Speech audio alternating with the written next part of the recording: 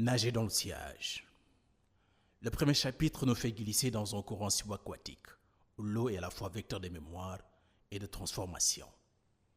Ici, l'océan est celui de la traite transatlantique, théâtre d'un acharnement et d'une violence inouïe.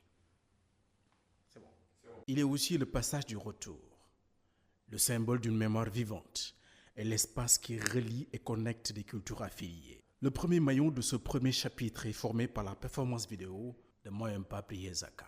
La poétesse et performeuse Stéphanie Mignon-Ronette y place le corps, lui-même au cœur du propos, sur un sol guadeloupéen impacté et endeuillé par 700 ans de colonisation et de pollution des terres causée par l'utilisation de chlordécone.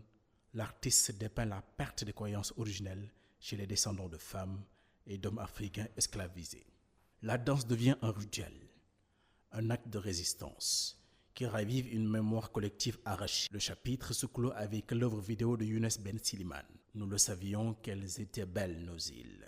L'artiste aborde la migration clandestine par l'absence en négatif, remplaçant le personnage central du migrant par l'abstraction de l'espoir et de la perte. Il sculpte dans l'obscurité un espace liminal entre le tangible et l'invisible, brouillant intentionnellement la frontière entre documentaire et fiction.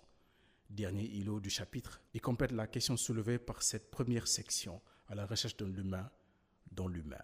Cette tombe sans eau ni nom qui contiendra à jamais un gilet de sauvetage échoué est l'objet d'une mise en scène sans friture. Le personnage principal en est un homme mis en face à l'extrême brutalité du sillage des corps engloutis. Il y replace en silence de la dignité et de la décence. Ce premier volet questionne notre rapport au passé et notre mémoire, nous confrontant à la difficulté de tourner le regard vers son propre sillage.